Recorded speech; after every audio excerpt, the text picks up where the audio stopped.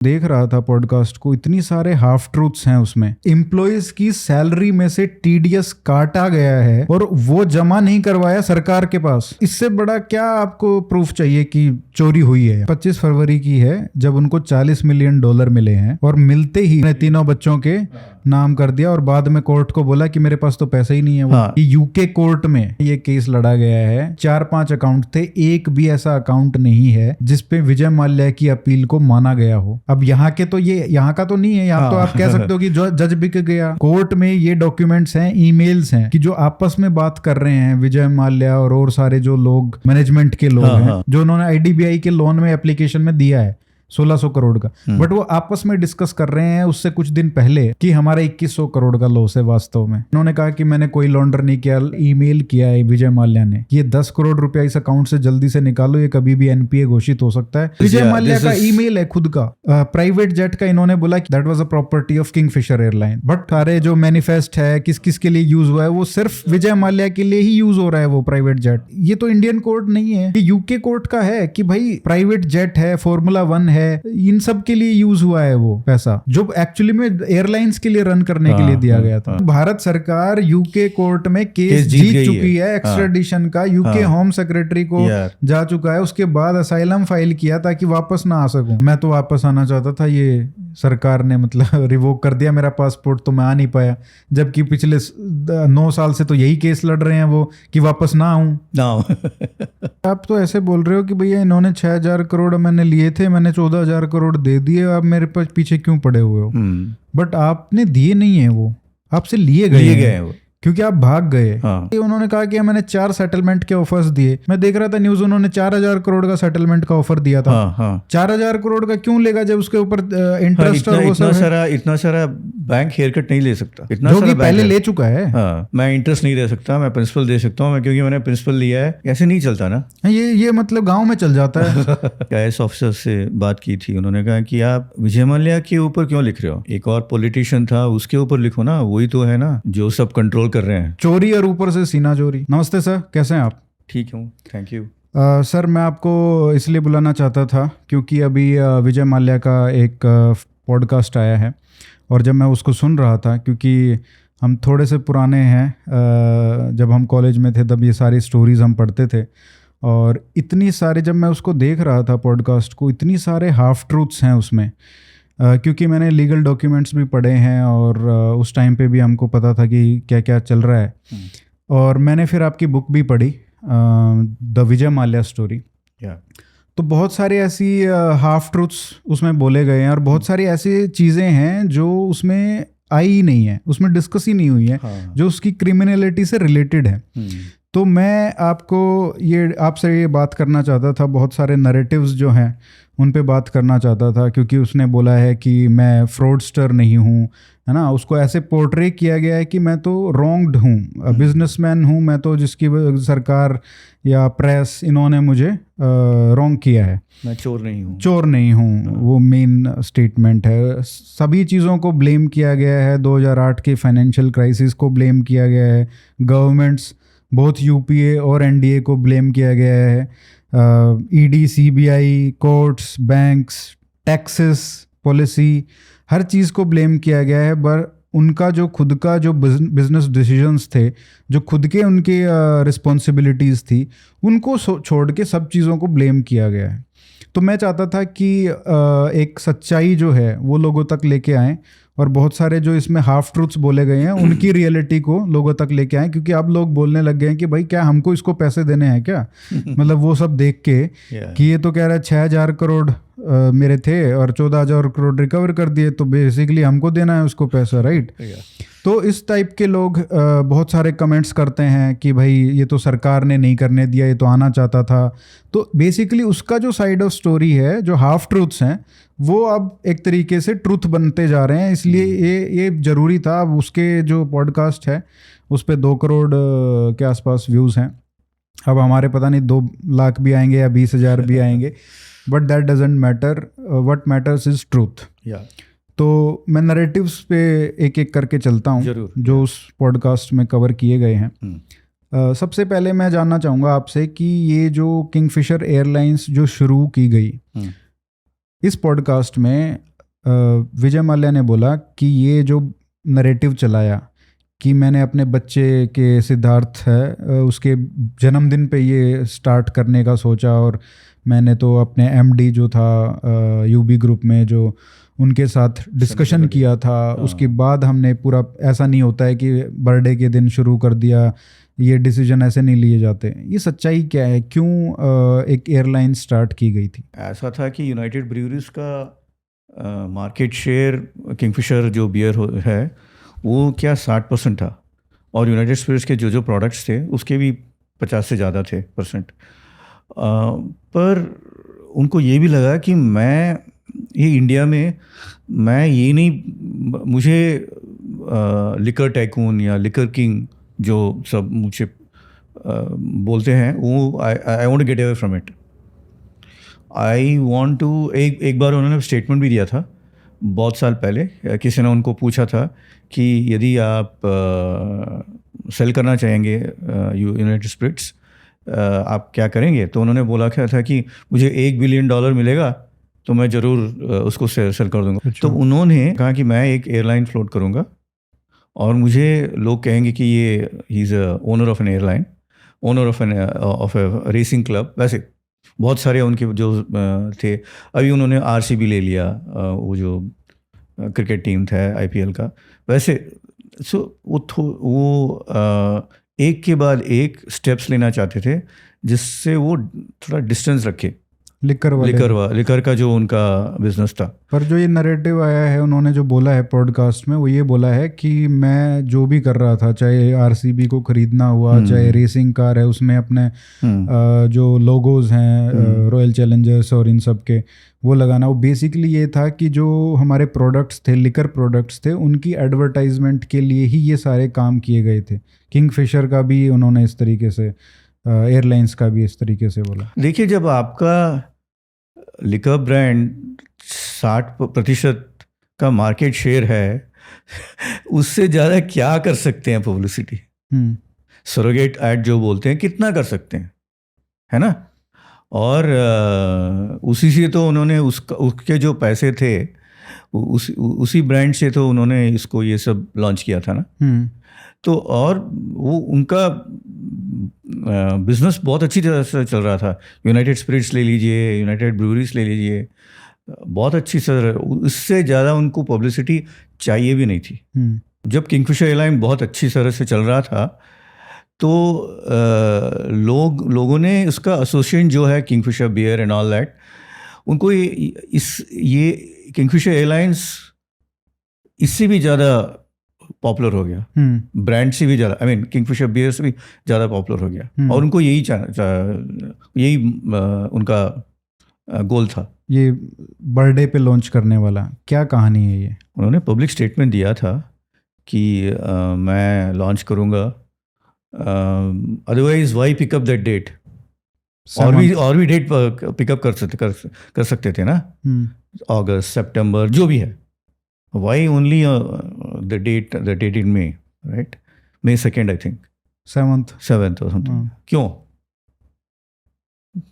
और ये क्या बिना मतलब किसी से डिस्कस किए उन्होंने शुरू किया था या? तो वो यूबी के CFO थे रवि नडुगुडी, अब वो नहीं रहे। उन्होंने मुझे भी बोला था और बोर्ड में भी बोला था कि आप इस बिज़नेस को एंटर नहीं कीजिए, क्योंकि जो लिकर है उसमें बहुत ज़्यादा पैसे आप कमा सकते हैं, ओके? क्योंकि जब अक्वायर्ड टेस्ट होता है, जब टेस्ट आ जाता है तो आपको वो ही ब्रांड चाहिए और कोई ब्रांड नहीं चाहिए। रवि नडुगुडी ने बोला था कि देखिए, जब लिकर में होता है आपको 40-50% का मार्जिन आ जाता है, पर एयरलाइन इंडस्ट्री में और इंडिया में जब आपको कोई कंट्रोल ही नहीं है, देखिए वो फ्यूल चार्जेस है वो स्टेट गवर्नमेंट लगाता है, ओके, और बहुत से टैक्सेस हैं, ओके। यदि आपने 100 रुपये का टिकट लिया, 100 रुपये, यदि एक एयरलाइन आपको 100 रुपये का टिकट बेच रहा है तो आपको वही टिकट जब आप खरीदेंगे वो क्या होता, 1.5 या 1,500 में आपको खरीदना पड़ेगा, इतना टैक्सेस होता है। तो रवि नडिगोड़े ने उनसे बोला था कि देखिए ये इसमें मार्जिन्स बहुत कम है, 2% 3% है, और बहुत सारे जो रूल्स एंड रेगुलेशंस हैं बहुत ही they are actually against the airline industry. तो आप डोंट फ्लोट नहीं कीजिए, डोंट सेट इट अप। अब ये आता है कि एयरलाइन जो है ये फेल क्यों हुआ। जो विजय माल्या ने बोला, वो बोला कि 2008 का जो फाइनेंशियल क्राइसिस था, एक तो वो बहुत बड़ा कारण था। एक जो क्रूड ऑयल प्राइसेस थे वो आई थिंक $60-70 से $120, $130, $140 तक पहुंच गए थे। और टैक्सेस जो थे, जो स्टेट गवर्नमेंट के टैक्सेस थे, उन्होंने भी अपने तरीके से एड हॉक टैक्सेस लगाना शुरू कर दिया था। और फिर उन्होंने कहा कि मैं तो प्रणब मुखर्जी के पास भी गया था मिलने, और मैं चाहता था कि डाउन साइज़ करूँ 2008 में एयरलाइंस को, बट उन्होंने बोला कि नहीं, आप डाउन साइज़ मत करो, आपको बैंक्स हेल्प करेंगे, और बैंक्स ने फिर बाद में किया भी।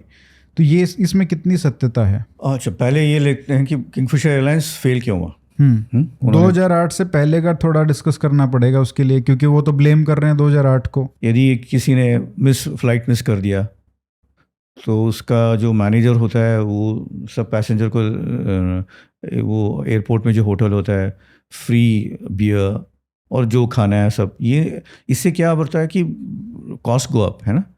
वो एक ऐसे, और जो न्यूज़पेपर्स थे, फॉरेन इंटरनेशनल न्यूज़पेपर्स, उन्होंने सब्सक्राइब किया और उसको भी वो न्यूज़ इसमें नहीं डाला, फ्लाइट में भी नहीं डाला, तो वो रद्दी में चला जाता था। अच्छा। और आपको पता है कि New York Times, International Herald Tribune और वॉशिंगटन पोस्ट कितना, उसके पैसे कितने हैं, बहुत सारे एम्प्लॉइज़ लेने थे तो उन्होंने जेट एयरवेज से लिए। अच्छा। और जेट एयरवेज के जो एम्प्लॉइज़ लिए 2 दूनी 4 5 उनको 500 times 500%, 200%, on that basis he went and give them salaries, पोच कर दिया, पोच करने के लिए। अच्छा। तो ऐसे बहुत सारे ऐसे उन्होंने किए थे। तो बेसिकली पर्सनल बिजनेस पता है कि वो उन्होंने पहले ये भी किया था कि एक स्क्रीन डाला था बिफोर बिहाइंड द सीट, वो जो इंटरनेशनल फ्लाइट्स होता है वैसे आपको as soon as you got into the flight उन्होंने उसके लिए ईयरफोन दिए थे, पेन दिया था, ऐसे सब एक किट होता है ना, वो सब दिया था। इससे ये तो कॉस्ट होता है ना, this all adds up. But उनका तो आर्ग्यूमेंट ये होगा कि भाई ये तो इसीलिए तो हमारा किंगफिशर जो एयरलाइंस था वो क्लास अपार्ट था, क्योंकि हम ये सब चीज़ें दे रहे थे कस्टमर को, मतलब गेस्ट बोल रहे थे और उनको गेस्ट की तरह ट्रीट भी कर रहे थे। पर एक दिन आएगा जब आपको पैसे उससे प्रॉफिटेबल होना चाहिए। जब तक बैंक्स लोन देते रहते थे तब तक तो ये सब ठीक था। द डे उन्होंने लोन बंद कर दिया, किंगफिशर एयरलाइंस कोलैप्स हो गया। तो आपको क्या चाहिए? आपको यदि एयरलाइन रन करना है या और शो ऑफ करना है, you can't have a five-star hotel in air. और कोई एयरलाइंस को ले लीजिए, इंडिगो ले लीजिए या स्पाइस जेट ले लीजिए, कुछ जो भी है, वो इतना कॉस्ट कंट्रोल करते हैं कि वो इसीलिए वो सक्सेसफुल एयरलाइंस है, इसलिए अभी तक हैं। तो बेसिकली उनका ये है कि भाई टैक्सेस और ये सब जो पॉलिसी है सरकार की वो इतनी वो है, बट वो तो उस दिन भी थी जिस दिन उन्होंने लॉन्च की। पॉलिसीज तो सारी सेम ही है। आपने बहुत सारे बहुत अच्छी पॉइंट बोली है कि देखिए, आप यदि आप फुटबॉल खेलना चाहते हैं तो दो टीम होती है। जब आप खेल रहे होते हैं फुटबॉल, आप सडनली रेफरी को नहीं बोल सकते ना, क्योंकि ये प्रॉब्लम है, वो प्रॉब्लम है, ये फील्ड ठीक नहीं है, ये गोल ठीक नहीं है, ये रूल्स ठीक नहीं है। जब आपने फुटबॉल खेलने के लिए गए थे, आपको पता था रूल्स एंड रेगुलेशंस क्या है। और जेट एयरवेज भी था ना तब, दमानिया था, जेट एयरवेज था, और क्या NEPC एयरलाइन था, और बहुत सारे, सबको एक ही रूल्स एंड रेगुलेशंस है ना।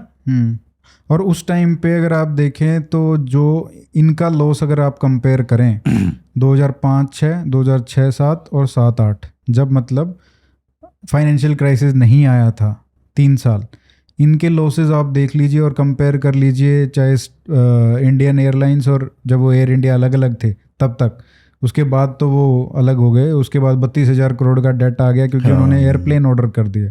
लेकिन उससे पहले उनका 200-300 करोड़ का लॉस होता था, इनका तो 500-600 करोड़ का लॉस हर साल हो रहा था। ये तो फाइनेंशियल क्राइसिस से आने की पहले की बात है। तो ये सब जो आपने चीज़ें बताई कि जो बिजनेस प्रैक्टिसेस थी, और इन्होंने कोई सीईओ और प्रोफेशनल एमडी को नहीं लेके आए, नहीं ये ले यार, खुद ही चला रहे खुद थे। ही चला रहे थे। और इन्होंने बोला भी कि मैं तो देखता था खुद ही रात में व्हाट्सएप तो नहीं था, वो मैसेज पे हाँ, कि भाई ये कौन सी फ्लाइट किस टाइम पे वो हुई। तो माइक्रो मैनेजमेंट जो ये कहते बहुत हैं कि मेरे micromanagement पिताजी किया था। माइक्रो मैनेजमेंट करते थे, हाँ। मैं तो डिसेंट्रलाइजेशन किया हूँ, तो ये इधर उन्होंने उल्टा किया। तो ये बिजनेस प्रैक्टिस, खैर वो अपने आप को तो ब्लेम करते ही नहीं इस पूरे फियास्को में। हाँ, हाँ, उसके बाद हम आते हैं उससे पहले वाला जो एक्चुअली में प्रॉब्लम हुआ कि 2008 फाइनेंशियल क्राइसिस तो प्रॉब्लम क्रिएट किया ही किंगफिशर एयरलाइंस के लिए, लेकिन उसकी रेसिपी पहले ही तैयार हो चुकी थी हाँ, जब उन्होंने एयर डेक्कन को एक्वायर किया। हाँ, तो वो उन्होंने कहा मेरे 3 कारण थे। एक तो कॉमनैलिटी ऑफ इक्विपमेंट की, हमारे जो एयरप्लेन थे वो सेम उसके थे। दूसरा उन्होंने कहा कि कंपटीशन जो था वो एयर डेक्कन से था, तो वो एलिमिनेट करना था उसको। तीसरा उन्होंने कहा कंसोलिडेशन हो गया इंडस्ट्री का। तो ये 3 फैक्टर उन्होंने गिनवाए। और आपने जो अपनी पुस्तक में लिखा है और आर्टिकल्स में लिखा है, आपने लिखा है कि ये फॉरेन जो राइट्स थे, फ्लाइंग राइट्स थे, वो चाहते थे ताकि वो फॉरेन रूट्स को कवर कर सकें। बट इस पॉडकास्ट में विजय माल्या ने ये सरासर मना किया है कि इसके लिए हमने नहीं किया था। नहीं, वो अब तो कह सकते हैं 11 साल हो गए, तो आप जो भी कह सकते हैं, you can say anything, but बात ये है कि देखिए उन्होंने एयर डेक्कन क्यों लिया। तो उनका एक कारण था कि एयर डेक्कन इंडस्ट्री को डिस्ट्रॉय कर रहा था। 1 रुपए का एयर फेयर, 100 रुपए का, वैसे इसलिए मैंने डिसाइड कर लिया, वो ले लिया। पर आप एक ही प्लेयर हैं क्या इंडस्ट्री में? जेट एयरवेज भी है ना, वो तो प्रॉफिट बना रहे थे उस टाइम पे। इन्होंने इसीलिए लिया क्योंकि रेगुलेशन नॉर्म था इंडियन गवर्नमेंट का, 5 साल के बाद आप इंटरनेशनल फ्लाइट्स फ्लाई कर सकते हैं। उन्होंने इसीलिए किया था कि डोमेस्टिक ऑपरेटर को 5 साल में थोड़ा स्टेबिलिटी आएगा, को पता चलेगा कि कैसे एयरलाइन को हैंडल करना है, ये सेक्टर को हैंडल करना है, थोड़ा एक्सपीरियंस होगा। उसके बाद आप कंपटीशन जो है वो बहुत हाई लेवल में है इंटरनेशनल, ब्रिटिश एयरवेज, डेल्टा सब है, तब कुछ कर सकते हैं। वो भी उन्होंने कहा था कि आप बांग्लादेश जाइए, बैंकॉक जाइए, सिंगापुर जाइए, उसके बाद आप यूएस जाइए और लंदन जाइए उसे। तो उनको क्या था कि ये उनका एक ईगो था कि मैं इतना बड़ा एयरलाइन खड़ा करना चाहता हूँ कि मेरा फ्लाइट्स लॉस एंजल्स जाइए, सैन फ्रांसिस्को, लंदन, जो भी है। तो इसलिए उन्होंने कहा कि मैं खरीद लेता हूँ। बट ये मतलब कैसे कह सकते हैं हम कि उनका ये एम्बिशन था, क्योंकि अब तो वो मना कर रहे हैं। उन्होंने वैसे ही किया ना। तो क्या हुआ कि पहले अंबानी ने, एंड एयर डेक्कन बहुत वो उतनी अच्छी, वो उनका प्रॉब्लम था, सॉफ्टवेयर का प्रॉब्लम था, और बहुत सारे उनके लॉसेस बहुत ज़्यादा थे। एंड वो कैप्टन गोपीनाथ सेल करना चाहते थे, अंबानी ब्रदर्स को सेल करना चाहते थे, और वो उनका जो अटक गया था, उनका जो प्राइसिंग वैल्यूएशन होता है। तो उस दिन मुझे भी याद है मीटिंग हुआ था, और उन्होंने कहा कि मैं अंबानी को सेल नहीं करूँगा। और उन्होंने सडनली ये विजय माल्या कहीं यॉट में कहीं थे इंटरनेशनल वाटर्स में, उन्होंने उनको फ़ोन किया था कि I want to buy Air Deccan. उन्हें कहा था कितने में, और इमीडिएटली वैल्यूएशन देखा नहीं सब, उन्होंने वो एक प्राइस डाला, और वो प्राइस अंबानी ब्रदर्स के से थोड़ा ज़्यादा था जो उन्होंने बोला था, और उन्होंने बेच दिया। ठीक है। और क्या उसके कोई ड्यू डिलिजेंस नहीं हुआ। कैप्टन गोपीनाथ का एक बुक है, और उसमें भी उन्होंने लिखा है वैसे, तो पूरा का पूरा उन्हें डिस्क्राइब किया है। तो उन्होंने क्या किया, देखिए आपने कहा कि ये उन्होंने ये अभी रिफ्यूट करते हैं, तो अब लेट अस सी क्या है उनका। एयर डेकन है, किंगफिशर एयरलाइंस है। किंगफिशर एयरलाइंस उसको बोलते हैं फुल सर्विस कैरियर है, एयर डेकन बोलते हैं लो कॉस्ट। ठीक है, लो कॉस्ट में क्या होता है, आपको कोई वाटर के और कुछ नहीं मिलता आपको। अच्छा। बस उसके बाद सीट्स नैरो होते हैं, आप पॉइंट ए से पॉइंट बी जाते हैं, बहुत कम पैसे देने पड़ते हैं, बस। फुल सर्विस कैरियर में होता है, आप गए होंगे एयर विस्तारा में और सब, आपको फ्री फूड मिलता है, थोड़ा सीट्स बहुत ज़्यादा होता है और ये सब होता है, और थोड़े ज़्यादा पैसे देने पड़ते हैं, पर कंफर्ट से आप जा सकते हैं। तो उन्होंने क्या किया, किंगफिशर एयरलाइंस ने एयर डेकन को खरीदा और रिवर्स मर्जर किया।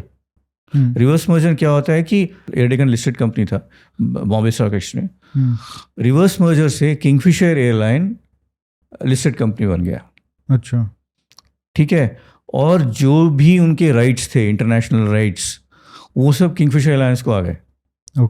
ओके, और वो दूसरे दिन ही उन्हें लॉन्च कर दिया लंदन का फ्लाइट, लंदन बैंगलोर कोलंबो, बैंगलोर से कोलंबो और बैंगलोर से लंदन।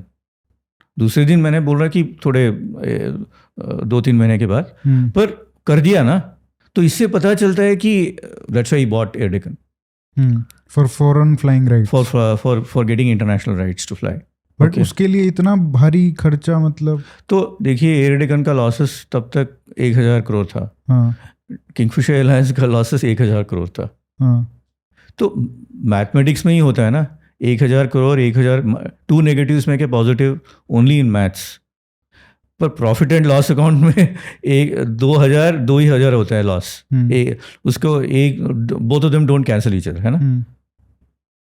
पहले ही आप स्टेबल नहीं हो, 1000 करोड़ का आपका लॉस है, और उसके बाद एक और एयरलाइन ले रहे हो, तो और इंटरनेशनल फ्लाइट्स के लिए आपको एक और बड़ा सा आपको एयरक्राफ्ट लेना पड़ेगा। और उन्होंने ऑर्डर भी किया, A380 का ऑर्डर भी किया उन्होंने, 5 या 6 ऑर्डर भी किया। इंडियन जर्नलिस्ट को एक बार वो उनको A380 लाके उनको डिस्प्ले भी किया। अच्छा, वो सब किया उन्होंने। आपको बहुत बड़ा एयरक्राफ्ट लेना पड़ता है, और जो क्यूजीन्स होते हैं, different style, different kinds of food, वो सब देने पड़ते हैं। उसका इंटरनेशनल का जो फ्लाइट्स है वो बहुत ही डिफरेंट तरीके से चलता है। ओके, वहाँ सर्विस क्वालिटी बहुत अच्छी होनी चाहिए, पैसे बहुत आपको खर्च करने चाहिए। आप वैसे ही एक एयरलाइन को 10-12 साल लग जाते हैं 2 और 3% मार्जिन के लिए, और आपने इंटरनेशनल फ्लाइट्स ले लिया, तो क्या हुआ कि ब्रिटिश एयरवेज का क्या वैसे they won't let their competition keep quiet ना। तो उन्होंने भी फ्लाइट के टिकट फेयर्स के जो थे उसको डिस्काउंट देना, they started giving discounts on that. बहुत सारे ऐसे फॉरेन एयरलाइन जो लंदन फ्लाई कर रहे थे, तो फेयर वॉर हो गया।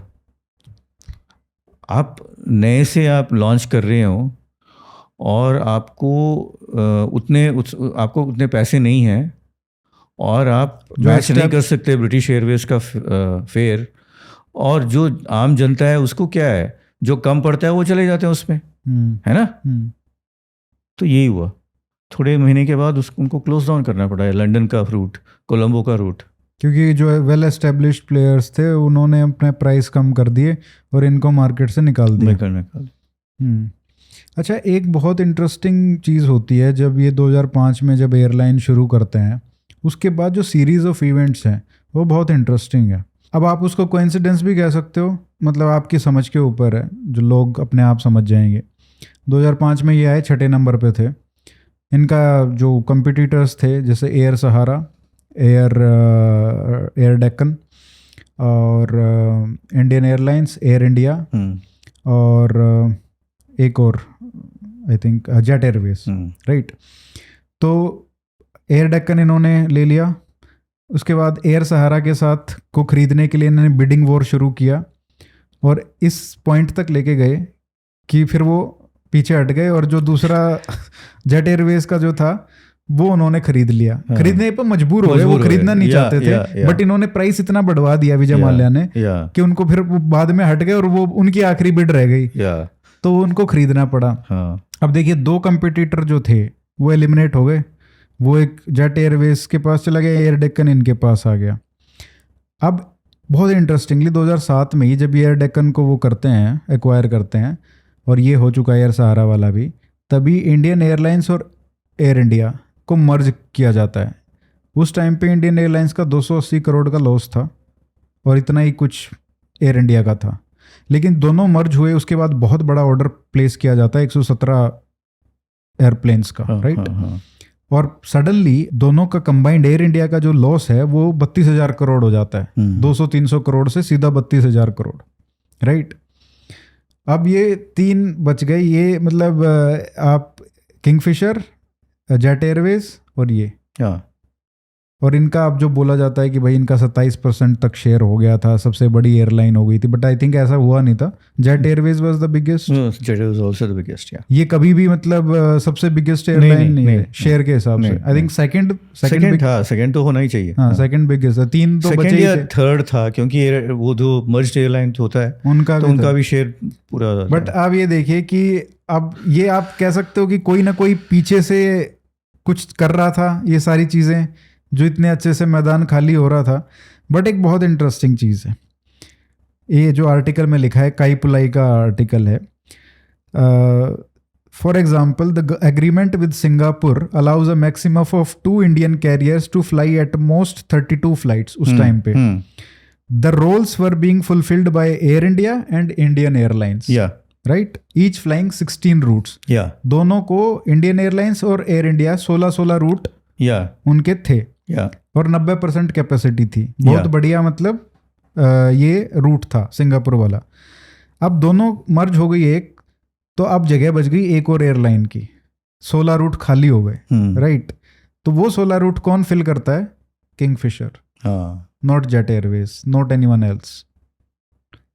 तो ये कोइंसिडेंस कह सकते हो, या फिर पीछे से कुछ चीजें हो रही थी? देखिए, जब मैं बुक लिख रहा था, तो मैंने एक IAS ऑफिसर से बात की थी। उन्होंने कहा कि आप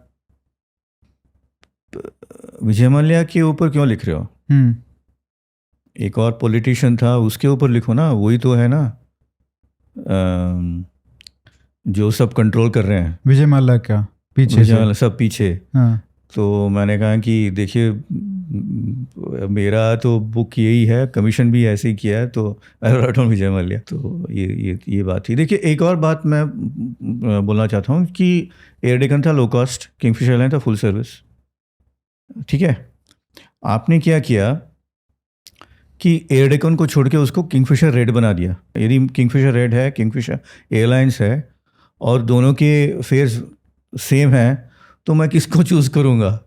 किंगफिशर एयरलाइंस को, क्योंकि बहुत बेनिफिट है, फ्री से खाना मिलता है, सब है, तो मैं इसको क्यों चूज़ करूँगा, है ना। तो किंगफिशर रेड चला गया, उसके बाद उन्होंने दोनों को मर्ज कर दिया, किंगफिशर रेड चला गया। तो इसीलिए कैप्टन गोपीनाथ ने बताया था कि मुझे प्रॉमिस किया गया था कि ये मर्ज करके भी मैं उसको, I will operate Air Deccan as a separate entity का मैं मैनेज करूँगा, इसका ये मैनेज करेंगे। यदि वो करते तो ठीक रहता। ऐसे जो बिजनेस डिसीजन लेते हैं, मतलब back to back bad business decisions. एक और नैरेटिव जो उन्होंने बोला कि मैंने तो एक भी पैसा बोरो नहीं किया है, ठीक है। किंगफिशर एयरलाइंस ने पैसा बोरो किया है, और मैंने तो अपने 3,000 करोड़ रुपया डाला है एयरलाइन में उसको बचाने के लिए। मेरा कभी भी ये वो नहीं था कि मैं तो हमेशा आखिरी दम तक उसको बचाना चाहता था। अपने 3,000 करोड़ रुपए खुद के लगाए मैंने। और इन्होंने ये भी कहा कि अब पर्सनल गारंटी दी उन्होंने अपनी। तो क्या कोई चोर अपनी पर्सनल गारंटी देता है? नहीं, वो चोर की बात नहीं है इसमें। आप जब बोलते हैं कि उन्होंने एम्प्लॉयज़ को बोला था कि हमारे एम्प्लॉयज़ को इंडियन लॉ पता नहीं है, कंपनीज एक्ट में ये लिखा है कि यदि एक कंपनी का कुछ वो चला जाए, वो डाउनफॉल हो जाए, तो promoter is not responsible for it. अच्छा। तो मुझे क्यों ब्लेम कर रहे हो? ये डिसीशंस लिया हमने इन द राइट स्पिरिट, पर वो ठीक से नहीं चला, तो मुझे ब्लेम नहीं करो। क्योंकि आप तब से मुझे ब्लेम कर रहे हो कि आप ही रिस्पॉन्सिबल है। I am not responsible under the companies act. और एक और बात, आपको $40 मिलियन मिले थे डियाजियो से। डियाजियो ने कहा था कि आप चेयरमैनशिप त्याग दें, आरसीबी का चेयरमैनशिप त्याग दें और $75 मिलियन ले लीजिए और रिजाइन कर लीजिए, और ये आपको एक $40 मिलियन अभी दे देते हैं। ये बात है 26 फरवरी 2016 की। हाँ। 2 मार्च 2016 को वो देश से चले गए, उसके बाद कभी वापस नहीं आए। ये 25 फरवरी की है जब उनको $40 मिलियन मिले हैं। और मिलते ही वो $40 मिलियन मिलते ही उन्होंने क्या किया, ट्रस्ट में डाल दिया और अपने तीनों बच्चों के नाम कर दिया, और बाद में कोर्ट को बोला कि मेरे पास तो पैसा ही नहीं है। वो देखिए, यदि आप कहते हैं, ये इंटेंशन वाली बात आ गई ना। नहीं, देखिए, आप जब कहते हैं कि मैंने अपनी पर्सनल गारंटी दी है, मेरा ये है, तो आप उस $40 मिलियन से सब एम्प्लॉयज को आप पैसे दे सकते थे। If you are really very caring employer, आप सब कर सकते थे। आपने क्यों नहीं किया? यदि वो करते थे तो उनका नेम अभी भी, और कोई नहीं बोलता कि ये खराब है, बिजनेसमैन है, चोर तो कोई नहीं बोलता, ये चोर ये नहीं है। और पहले से ही विजय मल्ल्या के ऊपर सबको बहुत अफेक्शन था। वो उनको एक लीडर से मानते थे, और वो उनका जो फ्लैम्बॉयंस था, सब people used to worship him. और उन्होंने ऐसे किया। और क्या, अरे देखिए, एम्प्लॉयज को क्या हुआ, वो जो रेंट में रहते थे जो एम्प्लॉयज, रात को उन्होंने उनके जो रेंट नहीं पे किया तो रातों रात निकाल दिया उनको। स्कूल्स में जो थे चिल्ड्रन, उनको बाहर जाना पड़ा। एयर होस्टेसेस थे, वो छोटे टाउन से आपने लाए थे, और इतना अच्छा हाई प्रोफाइल 5 स्टार होटल में रहना, पार्टीज में जाना, सडनली सब चला गया। सैलरीज की हम बात करते हैं अब। सैलरीज में उन्होंने कहा कि मैं तो सैलरी देना चाहता था और मेरे को देने नहीं दी गई। मैं कोर्ट के पास गया, कर्नाटका हाई कोर्ट, उन्होंने मेरे 250 करोड़ रुपया जो बैंक्स ने फ्रीज़ करके रखा हुआ था, मैं उसको रिलीज़ करवा के सबकी सैलरी देना चाहता था। बट अगर मैं अपनी तरफ से भी देता, कोर्ट ने मतलब मना कर दिया कि नहीं, फ्रीज़ नहीं हटेगा इसमें से। और अगर मैं अपनी तरफ से भी पे करता, जैसे ये $40 मिलियन वाली बात है, या इससे रिलेटेड कोई भी खुद के पैसों से वो सैलरी देना चाहते, तो वो बैंक्स फ्रीज़ कर देते उसको भी, और वो खुद के लिए रख लेते, सैलरीज उनको नहीं देने देते। तो ये आर्ग्यूमेंट वो दे रहे थे। जब आपके पास पैसे थे तो तब क्यों नहीं दिया? क्योंकि ये सैलरी कब स्टॉप हुई थी? 2011 में। हाँ। और ये एयरलाइन बंद हुई है 2012 में, और उसके बाद भी पेरोल पे रहे थे 2014, 15, 16 तक। तो 4-5 साल की सैलरीज थी। तो कम से कम 2011 में तो ये बात हुई थी कि वो पार्टी में गए थे किसी में, जब जहाँ पे सारे एम्प्लॉयज़ भी आए थे, तब 2 महीने की तनख्वाह नहीं दी गई थी एम्प्लॉयज़ की। और उसी साल आपने अपनी पुस्तक में लिखा है जो उनके कौन से एम्प्लॉय थे, एमडी थे या सीईओ जो भी थे, उसका 2 करोड़ का पैकेज 4 करोड़ कर दिया था उसी साल, जिस साल वो सैलरी नहीं दे रहे थे। उसी साल या। और ये भी है कि 33 करोड़ उन्होंने खुद के लिए भी लिया था कंपनसेशन, इस टाइप की बात है। As a part of UB group. इतना बड़ा सा ग्रुप चलाते हैं तो आप कुछ भी कर सकते थे एम्प्लॉयज़ के पे करने के लिए, ठीक है। और ये भी बात करना जरूरी है, कोर्ट ने कब फ्रीज किया, ये तो बहुत बाद की बात है ना। बात ये नहीं है कि आपने सैलरी आप देना चाहते थे, क्यों नहीं उन्होंने रोका। बात ये है कि एक दिन आपको बैंक बोलेगा कि आप पैसा वापस कीजिए, कितने सालों तक वैसे पैसे कितने सालों तक आपका जो बैंक से लोन है आप एयरलाइन को सस्टेन कर सकते हैं? एक दिन तो आएगा, कहेंगे बस आपको इंटरेस्ट देना पड़ेगा, प्रिंसिपल ही देना पड़ेगा। क्योंकि जो बैंक ने जो आपको फाइनेंस किया है उससे तो आपने सैलरियां भी दी हैं, हाँ, आपने तेल सैलरी भी भी दी है। खरीदा है, आपने सब कुछ किया सही है, है। तो वो तो अपना रिकवर करेंगे ही। या बात यह है कि जब कोर्ट ने बोला आपको और उसके बाद मान लीजिए कोर्ट ने 2013 में या 2014 में जब भी उन्होंने फ्रीज किया, वो उससे पहले कितने महीने का आपके पास चांस था वो तो क्लियर हाँ, करते हैं क्लियर आप। कर सकते जब तक एयरलाइन बंद हुई 2012 में, 2011 में सैलरीज रुक गई थी, तो 1 साल से ज्यादा की सैलरी तो आप देते उसके बाद ही हुआ है ना ये ट्राइब्यूनल में जाने वाला। एब्सोल्युटली बहुत दे सकते थे, उन्होंने दिया, और पार्ट पेमेंट कर सकते थे। बहुत सारे उनके पास एवेन्यूज थे जिससे वो पैसे वापस दे सकते थे। और सबसे बड़ी बात सर, आपने जो अपनी बुक में भी लिखा है 2010-11 और 2011-12 की टीडीएस की सैलरी जो देते थे, पेमेंट किया था 2 साल का, ऐसा है कि 50 करोड़ 1 साल और 100 करोड़ 1 साल, मतलब एम्प्लॉयज की सैलरी में से टीडीएस काटा गया है और वो जमा नहीं करवाया सरकार के पास। हाँ, मतलब इससे बड़ा क्या आपको प्रूफ चाहिए कि चोरी हुई है यहाँ पे? चाहे आप ये कह सकते हो कि भाई हमारे पास पैसे नहीं थे, यहाँ के पैसे हमने उधर डाले, बट ये तो सरकार से ही चोरी कर लिए ना। वो तो आपने एम्प्लॉयज से चोरी कर लिया क्योंकि उनका टीडीएस था और सरकार को भी नहीं दिया। इसको कैसे जस्टिफाई कर सकते हैं? जो पीएफ होता है, टीडीएस होता है, तो आप जब नहीं पे करते, उसको आप जमा नहीं करते गवर्नमेंट का, वो क्रिमिनल ऑफेंस हो जाता है और पहले उसको जेल हो जाती है। पर बात इस पीएफ की, टीडीएस की नहीं है। उन्होंने जब तक एयरलाइन स्टार्ट नहीं किया, Vijay Mallya was always known as a very good employer. उनके साथ जिन्होंने काम किया है 2 साल 3 साल तक नहीं, 10 साल 15 साल वैसे काम किया है, और बहुत ही केयरिंग एम्प्लॉयर थे। यदि किसी की डेथ हो गई तो वहाँ जाएंगे और बोलेंगे कि देखिए आपके जो बच्चे हैं उनका पूरा का पूरा मैं एजुकेशन का आई विल टेक केयर, और उनको एक ये भी देते थे, एक एम्प्लॉयमेंट भी देते थे। बहुत ही अच्छे एम्प्लॉयर थे और उन सबको यही मानना था। और उन्होंने बहुत लिकर इंडस्ट्री में उन्होंने बहुत सारे अच्छे अच्छे काम किए हैं। IITians, IIM वो कैंपस जाते थे, वहाँ से रिक्रूट करते थे।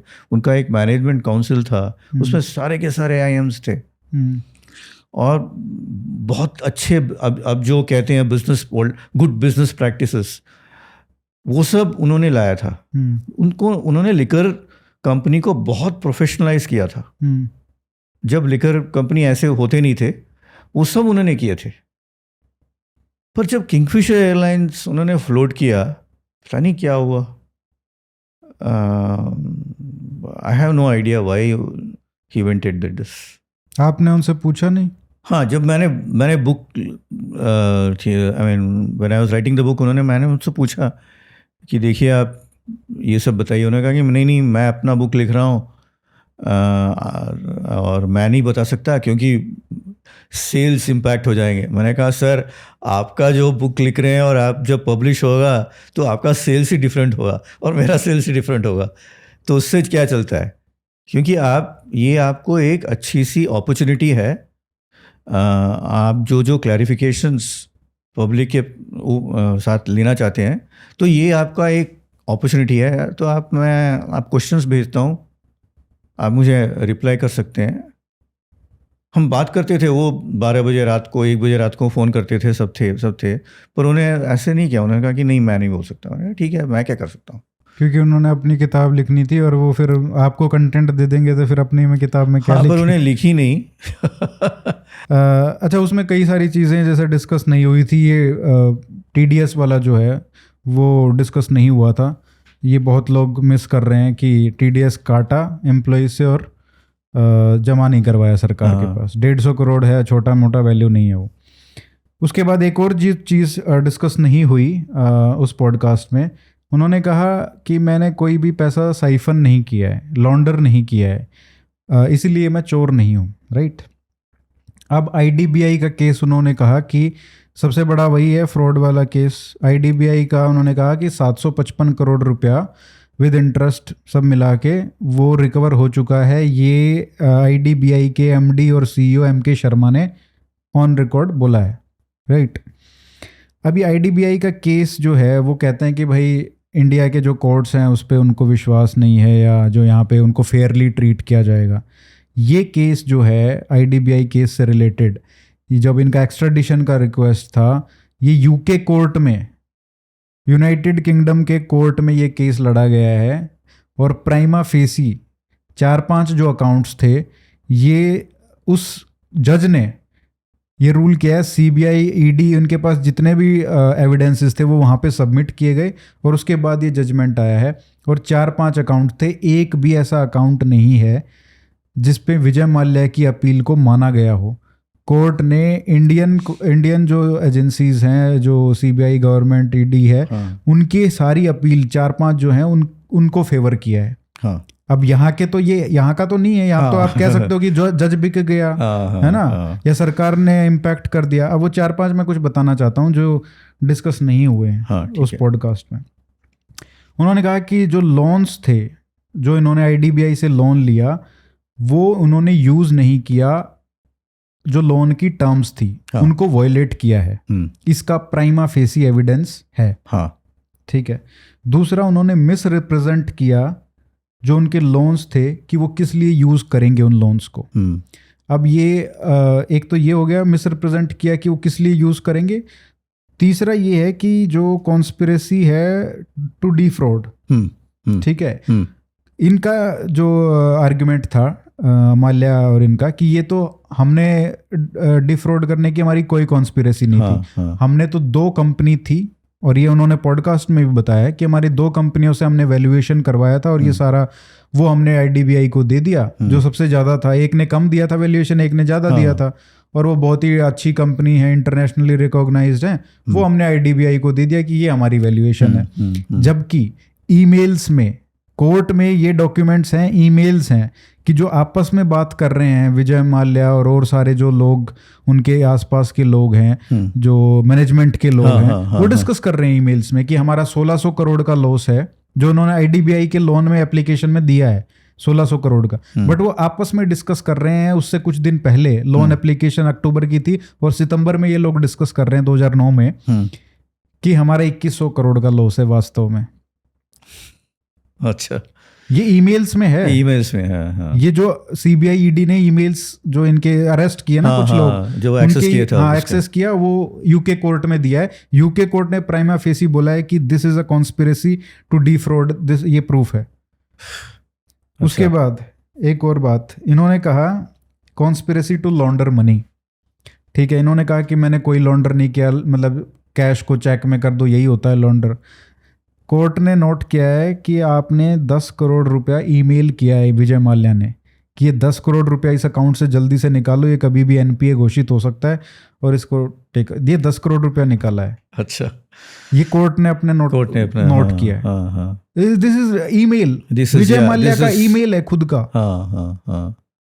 वो डायरेक्ट कर रहा है कि वहां से 10 करोड़ रुपया निकालो कि ये एनपीए घोषित होने वाला है।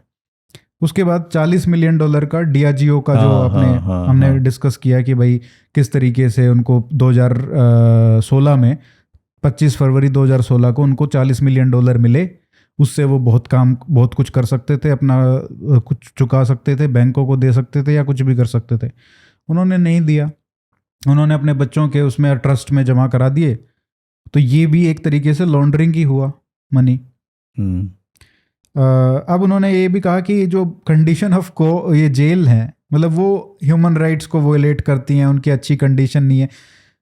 वो तो हम मानते हैं कि भाई अच्छी जेल नहीं है, ठीक है, लेकिन यूके कोर्ट ने कहा वीडियो उनको बना के दिया गया है कि वो बैरक नंबर 12 में रहेंगे और उस बैरक की पूरी वीडियोग्राफी हुई है और वो वीडियो उनको जमा करा गया है। उन्होंने कहा कि ये बिल्कुल ठीक है, ऐसा कुछ भी नहीं है कि ये वोलेट करते हैं ह्यूमन राइट्स को। मैंने वो सब पढ़ा है। तो मतलब एक भी ऐसा पॉइंट नहीं है इसमें। और उन्होंने ये देखिए, जो मिसरिप्रेजेंटेशन है लोन्स का, जो किस लिए यूज किया गया वो, ये यूके कोर्ट का है कि भाई जो प्राइवेट जेट है, फॉर्मूला 1 है, इन सब के लिए यूज हुआ है वो पैसा, जो एक्चुअली में एयरलाइंस के लिए रन करने के लिए दिया गया था। ये वैनिटी प्रोजेक्ट्स उन्होंने बोला है, और जो ईमेल्स में उन्होंने बोला है, ये जो सर्कुलर एक तरीके से उन्होंने वो टर्म यूज किया है, राउंड ट्रिपिंग या ऐसा ही कुछ है। प्राइवेट जेट का इन्होंने बोला कि वो तो उसका प्राइवेट जेट था, वो that was a property of Kingfisher airlines, जो विजय माल्या ने बोला है। ऑब्वियसली या बट वो उसके मतलब उन्होंने एक एक करके ये दिखाया है। प्राइवेट जेट वाले में भी उन्होंने सारे जो मैनिफेस्ट है किस किस के लिए यूज हुआ है, वो सिर्फ विजय माल्या के लिए ही यूज हो रहा है वो प्राइवेट जेट। तो ये मतलब ये तो इंडियन कोर्ट नहीं है, ये तो आपका so called higher British law and courts वहां का जज है। वो ये कह रहा है प्राइमा फेसी हर अकाउंट पे विजय माल्या, और ये हुआ भी है उनको, उन्होंने ये सारे केस में जाके उन्होंने बोला कि यूके होम सेक्रेटरी को उन्होंने भेजा है ये कि आप इसको अप्रूव करो एक्स्ट्रेडिशन को। तो उन्होंने दूसरा केस कुछ करके वो असाइलम सीख किया है, असाइलम सीख किया। जो आपने आपके जो कोर्ट रूलिंग्स है आपके फेयर में नहीं गए, और उसके बाद भी आपने असाइलम सीख किया है। एग्जैक्टली। तो ये मतलब आप देखिए कि इसमें तो क्लियर, अब इसमें क्या ऐड कर सकते हैं, और ये तो क्लियर है ना। अब हम आते हैं एक और जो नैरेटिव आया है इसमें, बहुत इंटरेस्टिंग, मतलब सबसे इंटरेस्टिंग तो यही है कि भैया मेरे तो 6000 करोड़ थे, वो थे। प्राइम मिनिस्टर ने बोला कि 9000 करोड़ आर्टिकल्स में, मतलब उन्होंने बोला कि मैं तो आश्चर्यचकित हूं कि 9000 करोड़ का नंबर आया कहाँ से है, ये तो 6000 करोड़ था, और हमने तो 14000 करोड़ दे दिए बैंकों को, बैंकों ने रिकवर कर लिए 14000 करोड़। 6000 करोड़ था कर्जा, 14000 करोड़ रिकवर कर लिए। तो ये मतलब अब चोर कैसे कह सकते हो मेरे को, ये उनका स्टेटमेंट है कि मैं चोर क्यों हूं। फिर ऐसी बात नहीं है, चोर की बात नहीं है। देखिए वो बात ये है कि यदि आप लोन लेते हो तो आपको इंटरेस्ट भी भरना पड़ता है। तो एक प्रिंसिपल कंपोनेंट होता है, एक इंटरेस्ट कंपोनेंट होता है। तो आप जस्ट प्रिंसिपल कंपोनेंट नहीं दे सकते, आप इंटरेस्ट कंपोनेंट भी देना पड़ता है।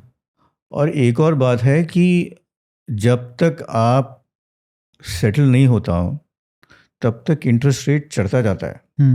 आई डोंट नो व्हाई वो बार बार ऐसे कहते हैं कि मैंने इतने सारे पैसे दे दिए, इतने सारे पैसे दे दिए, अब क्यों मुझे क्रिमिनल ठहराया जाता है या फ्रॉड, क्या फ्रॉडस्टर बोलते हैं एंड ऑल दैट। बात ये नहीं है, आपने वॉलंटरी दिया है क्या?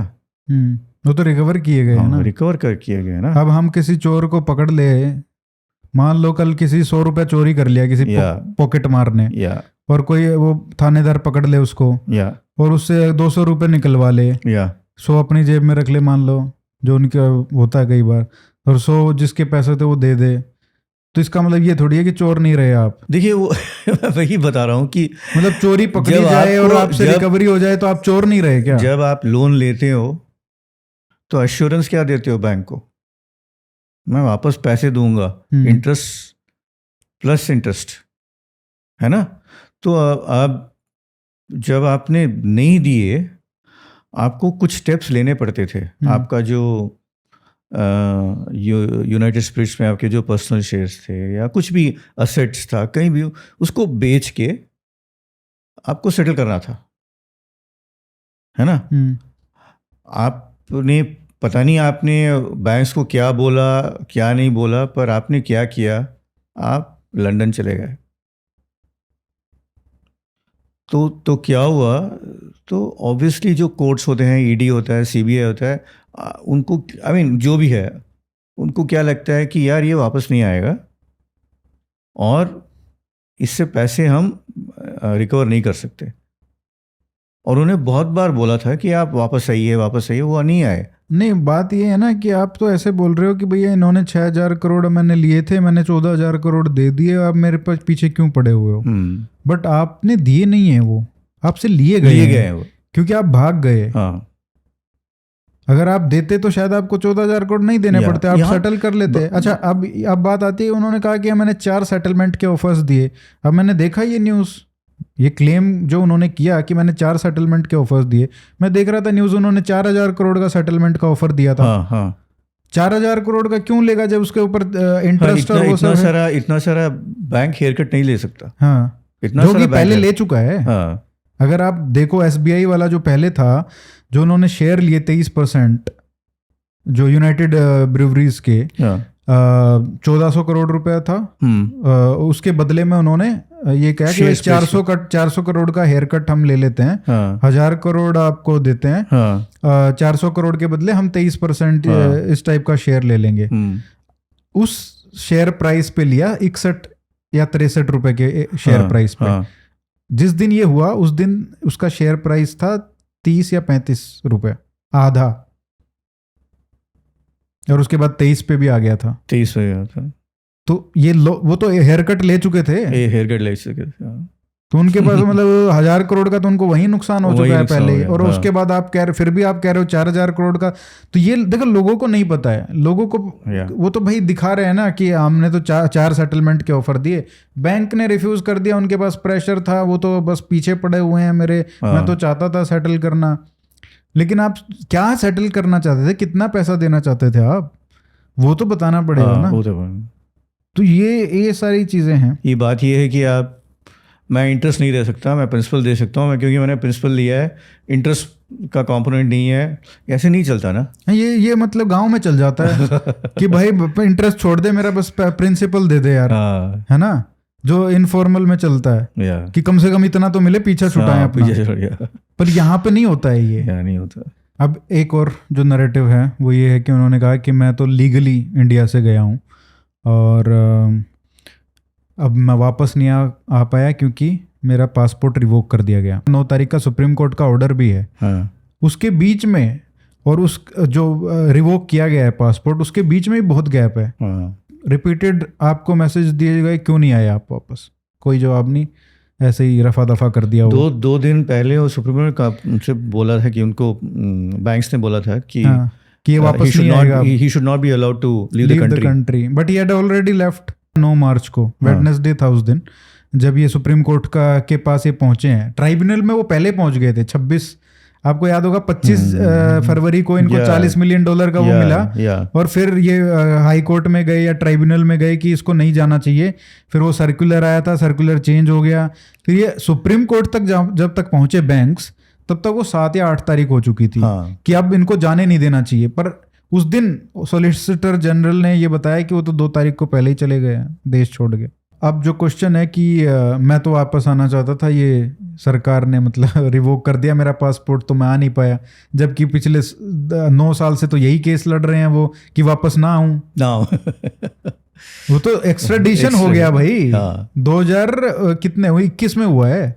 देखिए कितनी बार इंडियन गवर्नमेंट ने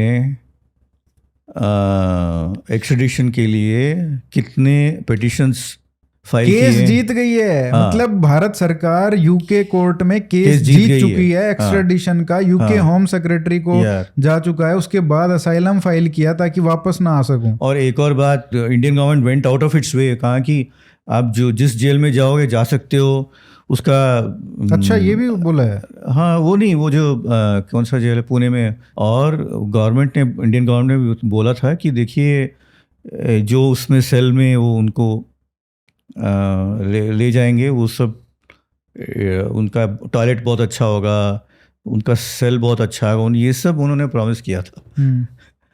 तो नहीं, एक दूसरी बात है कि whether he will actually be punished और not, but the fact is उन्होंने सब बोल रखा था कि ये सब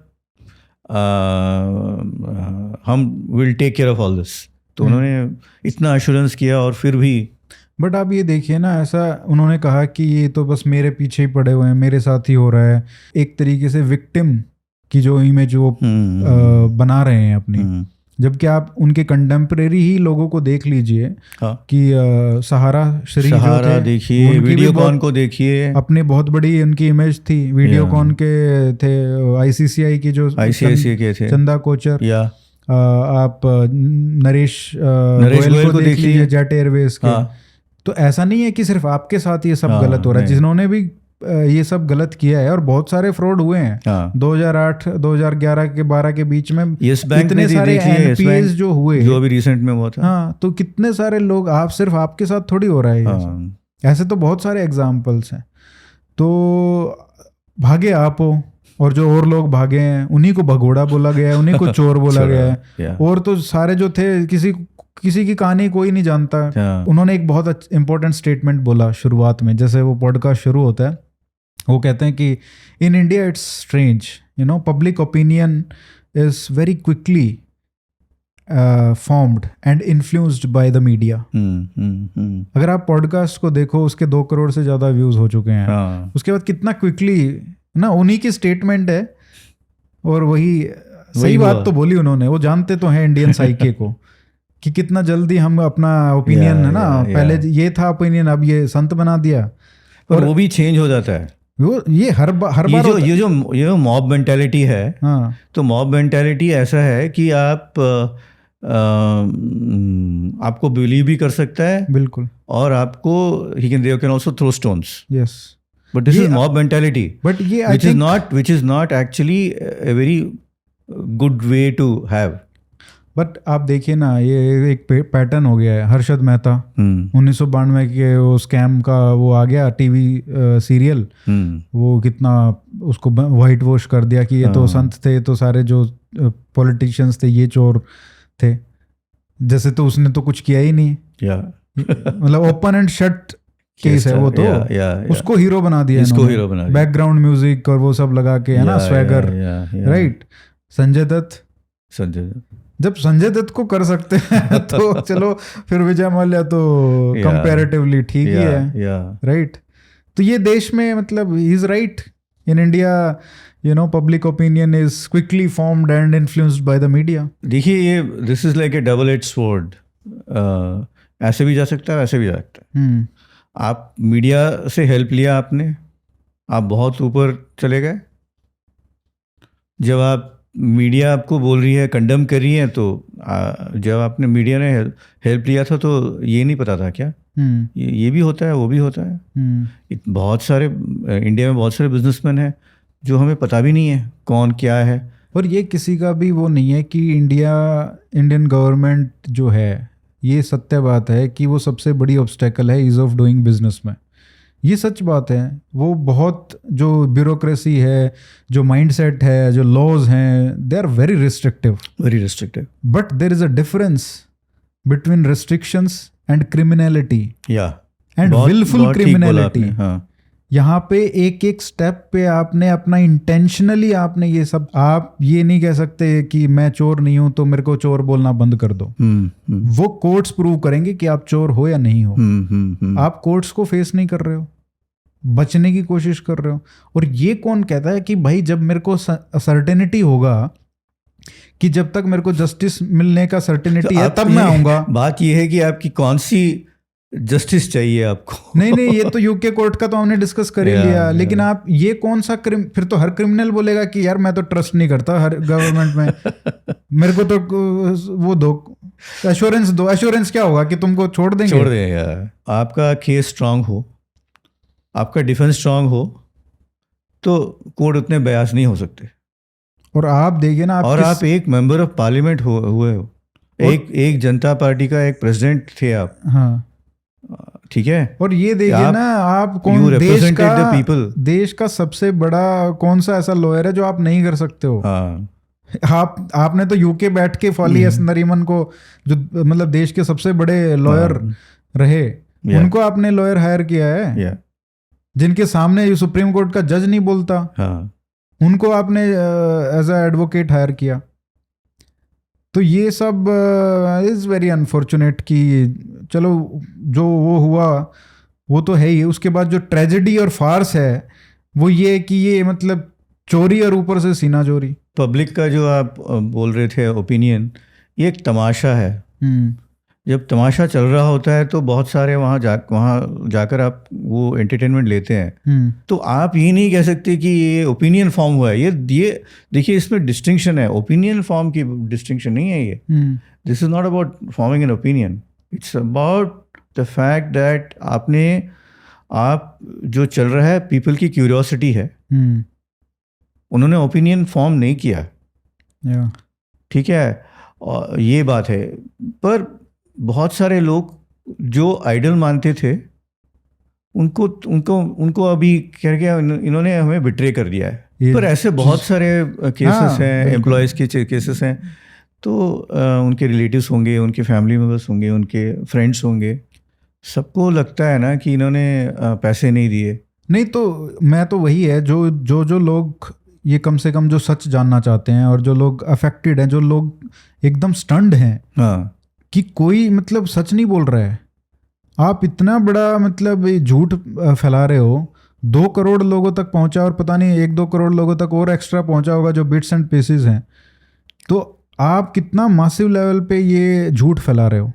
तो मतलब ये एक हमारा प्रयास था कि इसको काउंटर किया जाए, जो ओपनली मतलब ओपन एंड शट केस है, मतलब हर चीज़ में जो वो बोल रहे हैं उसमें झूठ, आधी सच बोल रहे हैं, आधे झूठ है, वो हाफ ट्रूथ्स जिसको बोलते हैं। हाँ, हाफ ट्रूथ, या। तो ये एक प्रयास था सर हमारा कि आपके साथ बात करें, और क्योंकि आप इनको बहुत सालों से कवर कर रहे हो और बुक भी लिखी है, तो बहुत रिसर्च है आपका as a business journalist. Fantastic sir, thank you so much, आपने इतना टाइम दिया। नहीं, thank you for giving me an opportunity to come on your podcast. Thank you sir, and very nice of you, thank you very much.